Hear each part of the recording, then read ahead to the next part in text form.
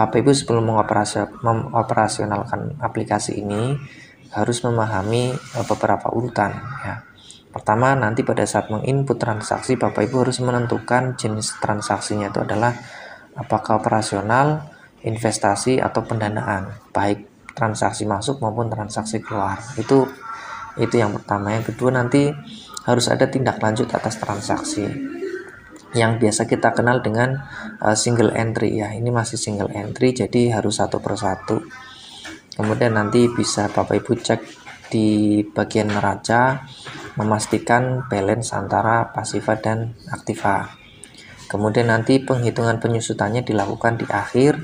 Kemudian nanti tahap terakhir adalah tutup buku dan peralihan data atau transisi di pembukuan baru gitu ya. Kita langsung masuk ke simulasi penggunaan aplikasinya ya Bapak Ibu. Nah, ini kita mulai yang pertama. Nah, ini pengenalan fiturnya dulu. Ini ada 4 bagian ya, sebagaimana di sebelumnya kita bahas. Mengisi identitas, kemudian ini ada sheet yang kita ringkas ya, kita sediakan bagi Bapak Ibu yang ingin mempercepat kebutuhan untuk mengakses pembukuan ini. Silakan klik, nanti akan menuju ke sheet yang diinginkan. Kemudian ini program kerja dan juga file template untuk membantu mengukur bagaimana kinerja BUMDes setiap periode. Dashboard ini sifatnya ini tambahan saja ya, hanya untuk melihat grafiknya, sehingga untuk mempermudah menganalisa dan mengevaluasi.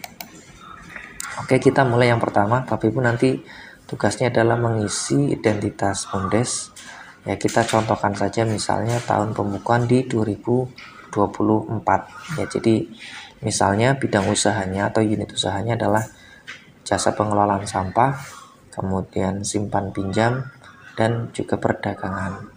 Nah, di sini nanti kami berikan contoh transaksi ya.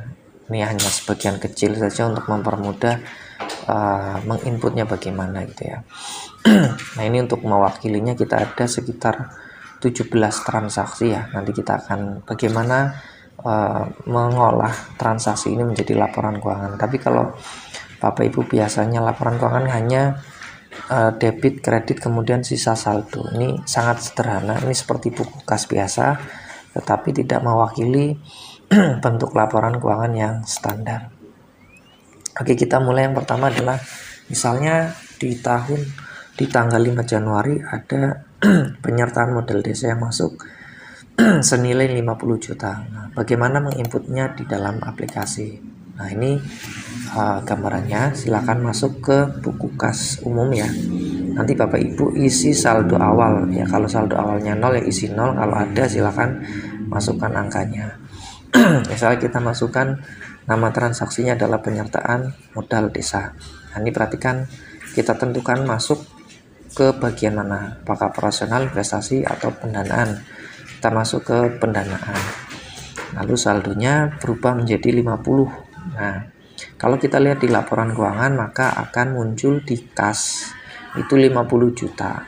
Tetapi di bagian pasifa ini belum seimbang atau belum balance. Maka untuk menyeimbangkan ini perlu tindak lanjut transaksi ini. Ini masuk ke mana agar pembukaannya seimbang. Maka kita masukkan ke modal. Oke, kita masuk ke modal. Kemudian kita klik modal. Nah, ini kita hapus. Misalnya ini untuk pembukuan awal ya. Nanti untuk transisi Bapak Ibu bisa lihat di video kami sebelumnya ya. Misalnya di 2024 masuk penyertaan modal dari dana desa senilai 50 juta rupiah.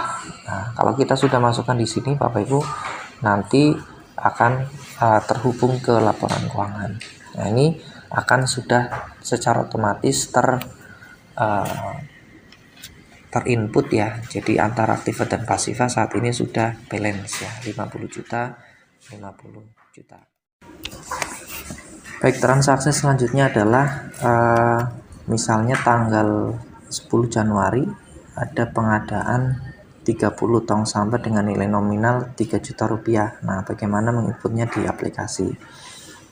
Nah, ini kita lihat, kita masuk ke buku kas umum, tapi masukkan tanggalnya, kemudian tadi pengadaan 30 tong sampah misalnya dengan nilai nominal 3 juta. Nah, Bapak Ibu masukkan di transaksi investasi ya, karena itu berkaitan dengan pengadaan barang inventaris ya.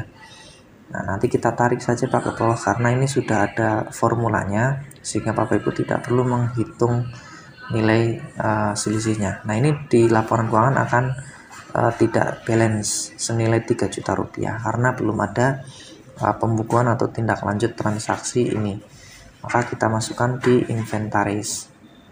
Kita masuk di sini, masukkan barangnya. Misalnya tadi tong sampah, kita tulis di sini.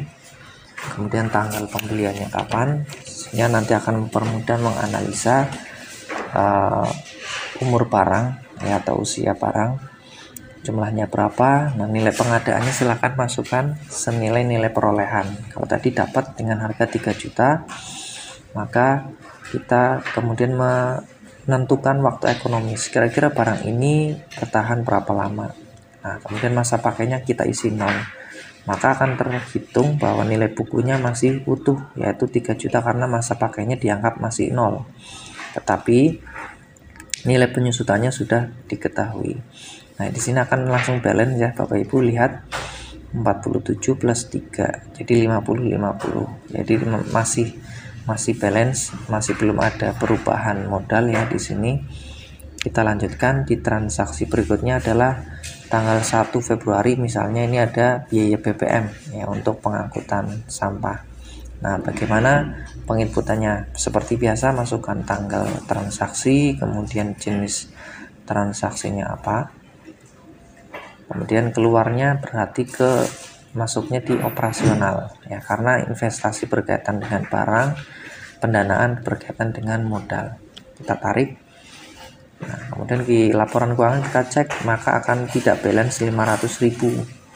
Nah, bagaimana untuk menyeimbangkannya? Maka kita tindak lanjuti dengan transaksi di laba rugi. LR itu laba rugi. Masuk ke laba rugi, kemudian Bapak Ibu masuk di bulan sesuai transaksi Februari, yaitu di bagian biaya di unit yang pertama. Kita masukkan angka 500.000 rupiah. Nah, kita lihat di sini akan langsung kelihatan minus karena belum ada pemasukan. Nanti di laporan keuangan akan secara otomatis diolah menjadi minus 500.000, sehingga akan balance antara aktiva dan pasiva. Kita lanjut transaksi berikutnya adalah penarikan retribusi sampah ya, misalnya ini setoran dari warga pengguna jasa pengangkutan sampah misalnya 4 juta rupiah. Kita masukkan tanggal transaksi 5 Februari 2024, penarikan retribusi sampah. Nah, berarti kan ini masuk ya, masuknya ke operasional senilai 4 juta rupiah. Kita tarik saldonya bertambah 4 juta. Di laporan keuangan pasti tidak balance senilai 4 juta. Nah, untuk menyeimbangkannya kita harus tindak lanjuti di pembukuan laba rugi. Nah, kita masuk ke laba rugi, masukkan di bagian pendapatan di bulan Februari unit pengelolaan sampah senilai 4 juta rupiah.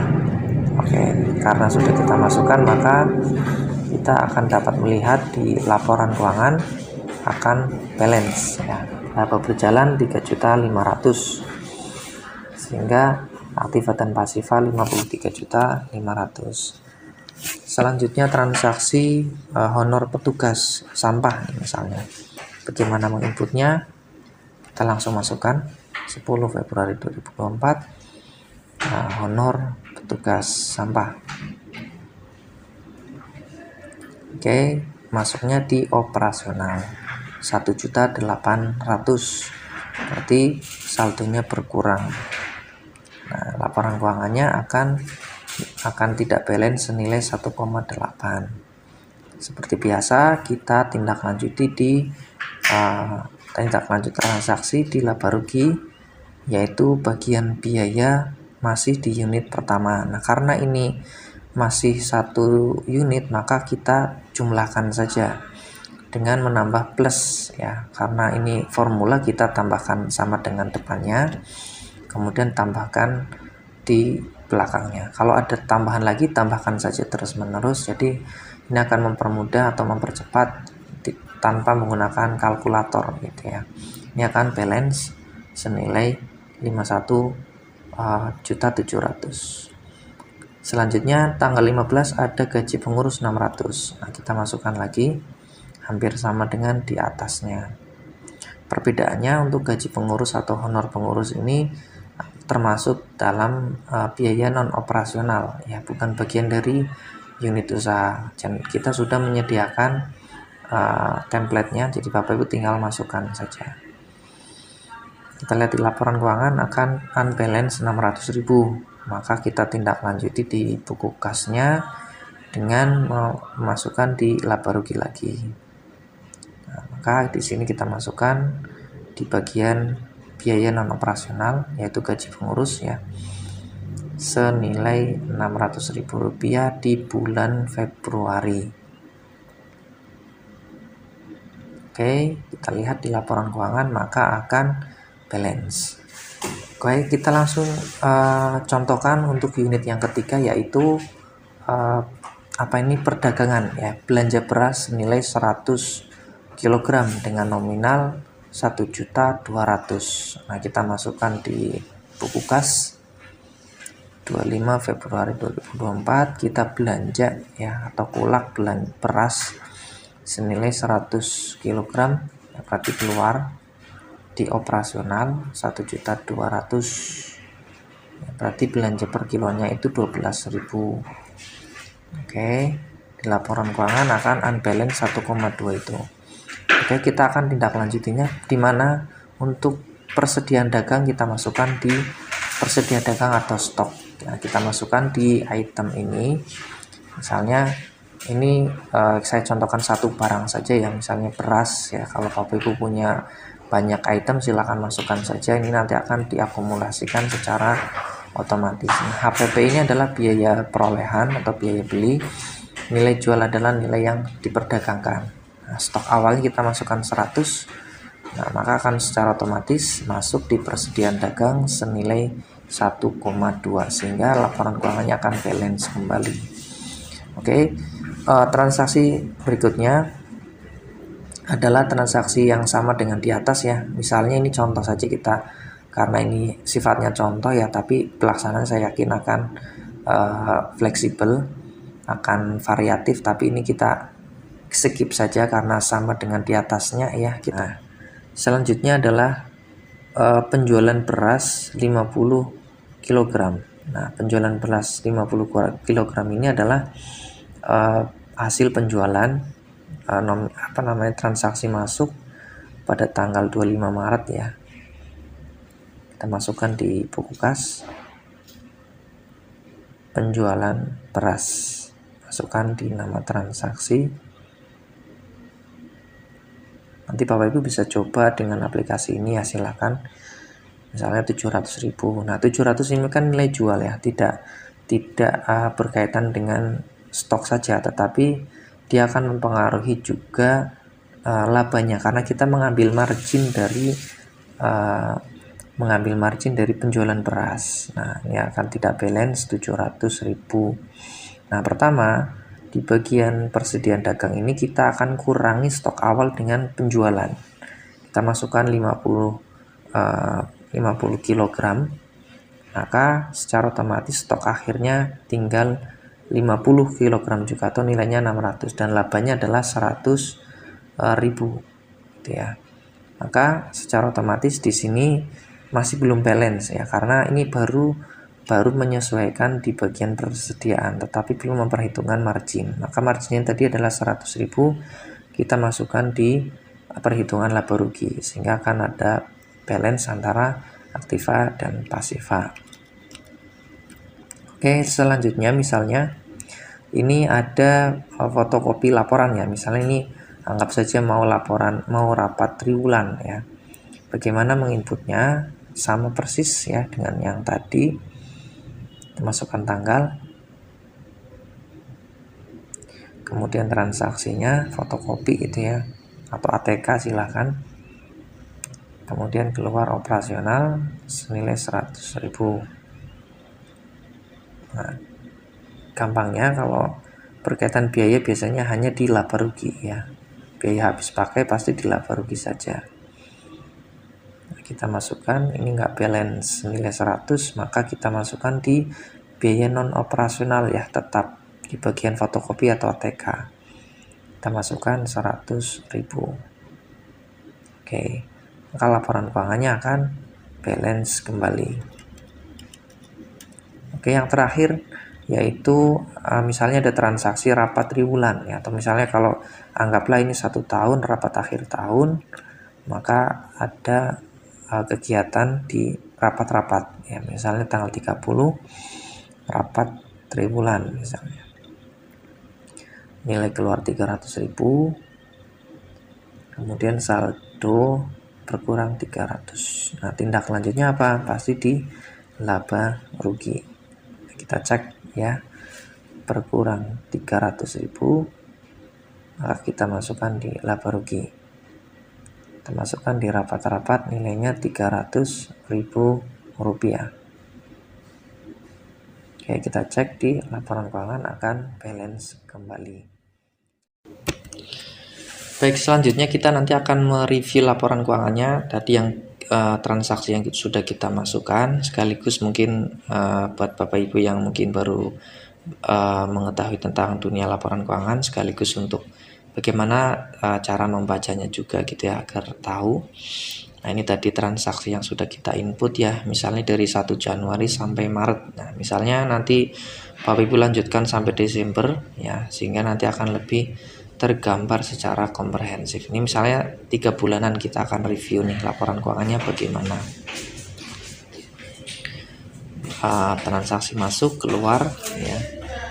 Jadi kita tidak hanya di saldo saja ya, tetapi laporan keuangan bentuknya seperti ini Pak. Jadi kasnya 46.500.000 gitu ya, sama dengan yang ada di PKU. Kemudian tadi aset-asetnya apa saja, ini ada di bagian aktiva. Ada saldo pinjaman ya, tadi misal 1 orang masih ada tunggakan 1,8, persediaan dagang ada 50 kg beras dan juga inventaris 3 juta rupiah. Nah, selama 3 bulan ini ada penghasilan atau laba yang dihasilkan itu adalah 1,9 juta dari 3 unit usaha, yaitu sampah, pinjaman bergulir atau simpan pinjam, dan juga perdagangan. Nah, ini akan diakumulasikan secara agregat di sini selama 1 tahun gitu ya. Kemudian termasuk biaya operasional dari masing-masing unit juga, serta biaya non operasional ya, misalnya untuk honor pengurus, ATK, dan rapat-rapat gitu ya. Nah, ini nanti Bapak Ibu akan mempermudah memberikan penilaian ya atas kinerja selama 1 periode. Nah, ini misalnya untuk pendapatan totalnya 8.100.000, kemudian biaya totalnya 6,2, sehingga total selisihnya adalah 1,9 sesuai dengan yang ada di laporan laba rugi.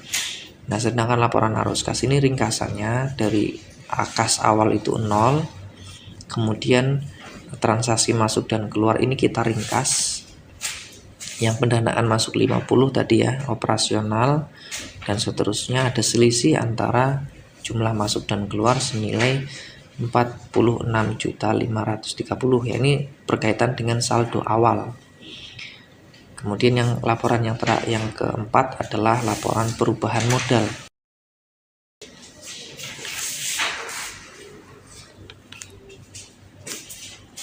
Nah, kita lanjutkan. Bagian selanjutnya adalah menghitung biaya penyusutan. Kalau tadi menghitung biaya dan pendapatan secara kotor ya, tetapi sebetulnya kita juga harus menghitung biaya penyusutan, karena setiap aktiva ada sebagiannya yang harus kita hitung penyusutannya. Nah, bagaimana menghitung biaya penyusutannya?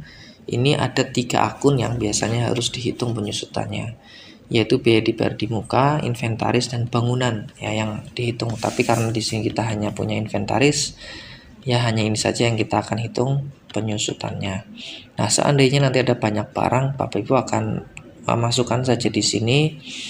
Nanti intinya akan dihitung berapa nilai real ya dari barang tersebut, atau kita biasa sebut dengan nilai buku.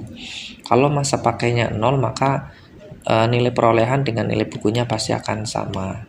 Tetapi di sini Bapak Ibu akan tahu bahwa ada namanya penyusutan per tahun, dasarnya dari waktu ekonomis ya. Nanti akan diakumulasikan nilai penyusutan per tahunnya, akumulasinya dari semua barang yang ada di BUMDes gitu ya.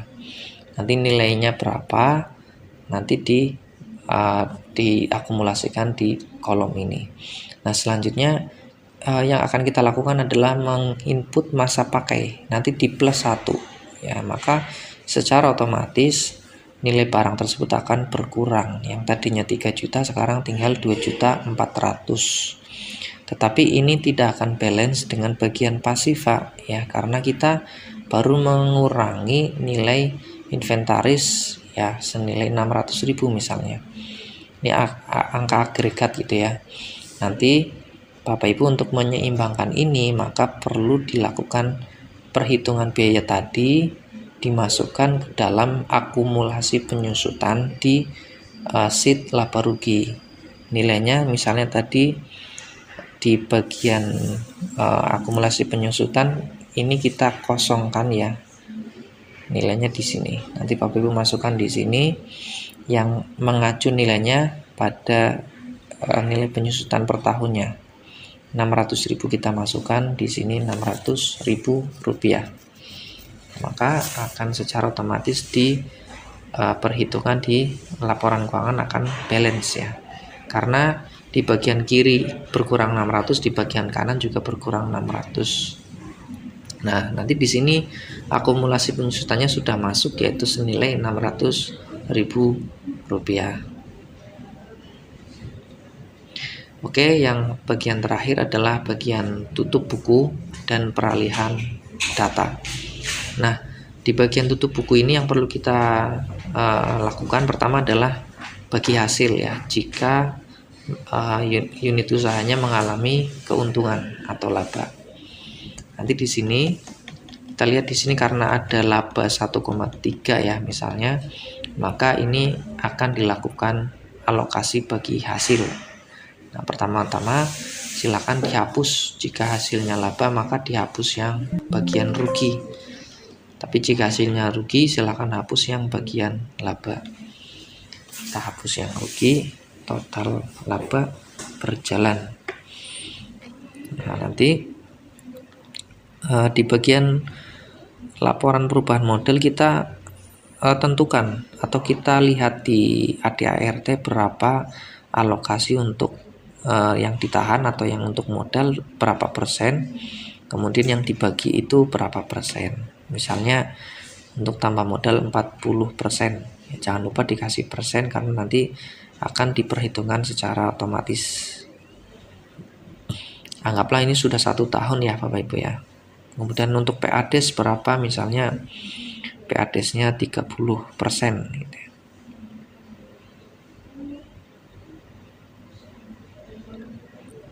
Lain-lain itu misalnya untuk bonus, untuk insentif, atau bisa juga untuk dana sosial. Tapi kita ringkas lain-lain ya. Jadi intinya 3 ini, berapa untuk modal, berapa untuk PADES, dan berapa untuk lain-lain. Lain-lain bisa juga untuk investor dari luar ya, itu bisa juga masuk di sini.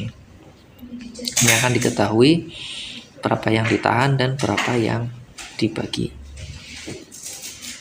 Oke, selanjutnya adalah tutup buku. Bagaimana untuk tutup buku ini kita masukkan tanggal pembuatan laporan ya, misalnya 31 Desember. Kemudian di sini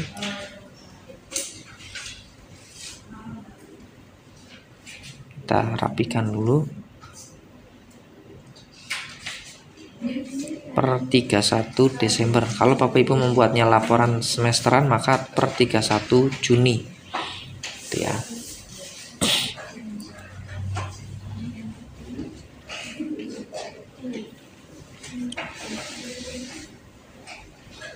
Kita rapikan lagi. Nah, ini misalnya tadi ya, untuk tambah modalnya 50%, PADS-nya 30%, lain-lainnya 20 misalnya. Nah, ini seperti ini.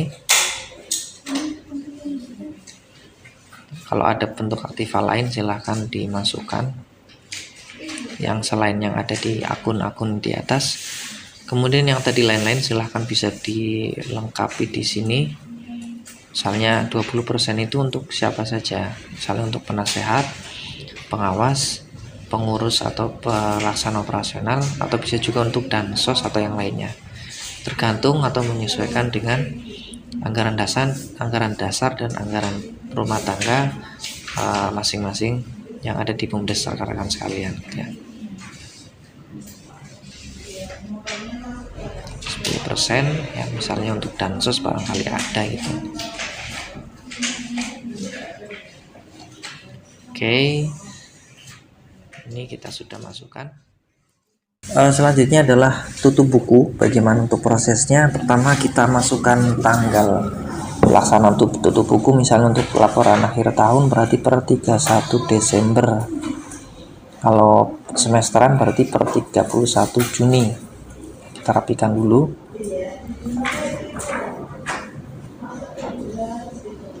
Per 31 Desember.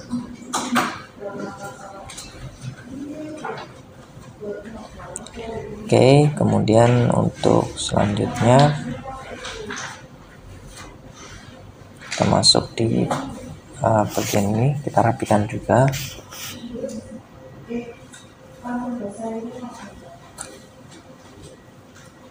Silakan masukkan tanggal tanda tangannya ya, misalnya 1 Januari. Kalau laporan semester berarti tanggal 1 Juli misalnya, atau awal Juli. Dan silahkan masukkan di catatan atas laporan keuangan ya, misalnya ada aktiva lain selain yang ada di akun ini. Kemudian yang tadi yang lain-lain ya, silahkan dirinci di bagian CALK. Jadi intinya untuk bagi hasil itu ada 3, untuk tambah modal, kemudian untuk PADS, dan juga untuk yang lain-lain. Lain-lainnya yang kita jabarkan di bagian catatan.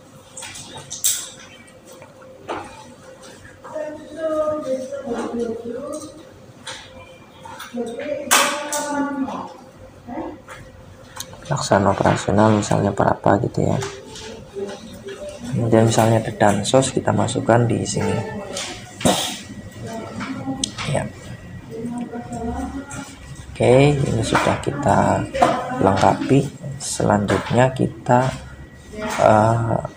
save as laporan keuangan ini ke dalam PDF untuk kita print. PDF misalnya gini ya, misal kita kasih judul laporan tahun 2024, dia akan muncul seperti ini. Laporan keuangan akhir tahun ya, modal 50 juta rupiah, modal 50 juta rupiah. Saat ini asetnya adalah 51 juta 300. Kenapa pertama? Karena ada laba senilai 1,33 juta. 1,33 juta ini dari kegiatan 3 unit, dimana seluruh pendapatan totalnya atau omset 8,1 yang terdiri kemudian dikurangi biaya operasional dan non operasional. Yang non operasional untuk honor pengurus, ATK dan yang lainnya itu kalau kita total 6,8, sehingga selisihnya masih positif, sehingga kita sebut dengan laba berjalan senilai 1,33. Nah, tadi di laporan arus kas awalnya 0, kemudian ini transaksi ringkasannya yang masuk totalnya adalah 5,8, keluarannya adalah 12, sehingga sisa saldonya adalah 46.530.000 rupiah. Oke, kemudian ini penyertaan modal akhirnya berarti adalah 50.600. Kenapa tidak sesama dengan yang ada di aset, karena tadi tidak sama dengan ini karena ada bagi hasil ya, dari 1,3 itu yang untuk modal itu cuman separuhnya, sehingga kita akan menjumlahkannya hanya 50% dari total laba.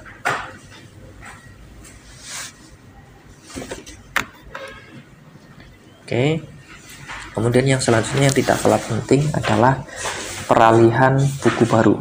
Nah, ini juga penting, nanti Bapak Ibu perlu membuat laporan per 1 Januari tahun berikutnya, sehingga dianggap sebagai pembersihan atau pembukaan buku baru. Nah, prosesnya bagaimana, Pak? Nah, silahkan pertama di save dulu file soft copy ini, kemudian silahkan di copy baru ya, di copy.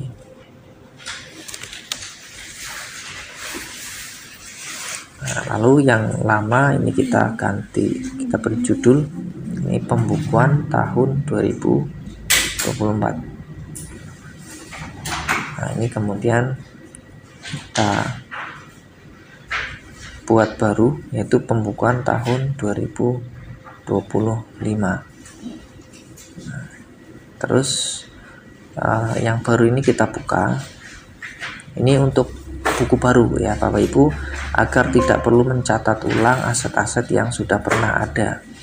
Nah, cara untuk yang ini prosesnya silahkan bisa diikuti. Nah, ini laporan yang lama, kita akan hapus. Bagaimana cara menghapusnya? Tidak langsung dihapus keseluruhan. Yang pertama adalah kita masukkan perubahan struktur modalnya. Kita masukkan di laba ditahan tahun 2024, itu menghasilkan untung nilainya, kita lihat nominalnya 1,33. Jangan menggunakan sama dengan, karena ini kalau dihapus nanti akan ikut terhapus. Ini kita ingat, kita masukkan angkanya secara manual ya.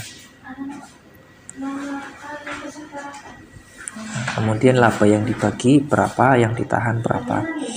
Kita mulai dulu dari yang ditahan, yaitu laba yang ditahan. Kita lihat di laporan perubahan modal 665. Oke, kita masukkan di sini 665. Kemudian yang untuk PADES-nya 399. Kemudian untuk yang lain-lainnya adalah 266 ya. Ini misalnya baru 2 bulan beraktif ya. Kalau 1 tahun mungkin nilainya bisa lebih besar gitu ya. Oke, kita sudah masukkan di laba ditahan yaitu 665. Jadi pada dasarnya Bapak Ibu adalah memindahkan yang disebut dengan laba berjalan dinaikkan ke atas menjadi laba ditahan. Jika laba berjalannya kita hapus secara keseluruhannya. Nah, cara menghapusnya hati-hati Bapak Ibu agar tidak menghapus bagian yang ada formulanya. Kita hapus, kemudian yang biaya juga kita hapus semuanya. Nah, termasuk di penyusutan juga kita hapus. Oke, sudah kosong. Kita lihat di laporan keuangan yang tadinya laba berjalan 1,3 sudah kita naikkan menjadi laba ditahan, karena laba berjalan kita mulai dari 1 Januari ya. Nah, selanjutnya Bapak Ibu mengosongkan buku kas. Ini kita hapus semuanya, tetapi hati-hati di bagian saldo, terutama di kolom 2 itu terisi formula, sehingga akan kesulitan kalau Bapak Ibu menghapus. Nah, ini jangan dihapus. Nah, Bapak Ibu masukkan dulu saldo awal. Jadi saldo akhir periode sebelumnya itu menjadi saldo awal di tahun berikutnya. Misalnya tadi 46530. Nah, ini kita hapus semuanya Pak. Kita hapus, yang tanggal juga kita hapus. Kemudian yang mulai dari kolom ketiga Pak, hati-hati kolom kedua ini isinya formulasi untuk kita contek di kolom-kolom berikutnya. Ini juga kita hapus semuanya.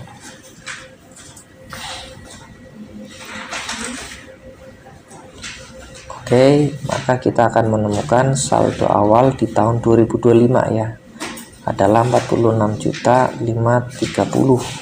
Nah, ini saldo awal. Kita lihat di laporan. Nah, ini sudah mulai kosong Bapak Ibu ya, bisa lihat.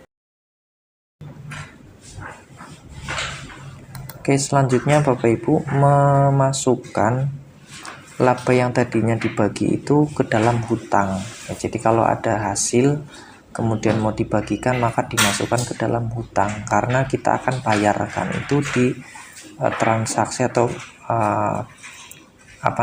keuangan tahun berikutnya, karena kita baru tahu hasilnya itu kan setelah akhir tahun.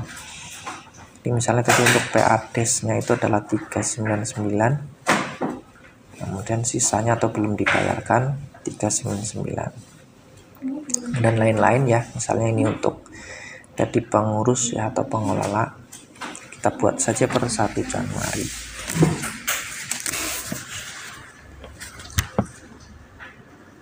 Untuk pengelola kita masukkan, atau kita untuk pengurus gitu saja ya. Keterangannya adalah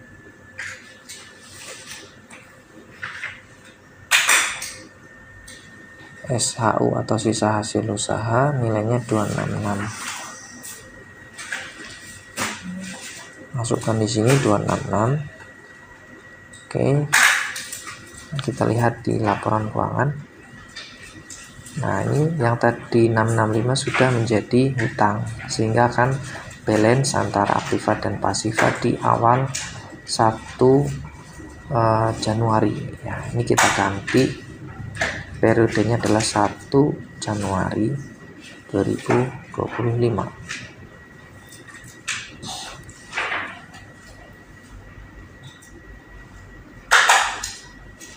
Nah, untuk mengganti ini kita masukkan saja di dashboard, kita ganti tahun pembukanya adalah 25. Kalau ada yang diupdate silahkan diganti ya. Oke, sudah sesuai. Ini laporan di awal tahun 2025.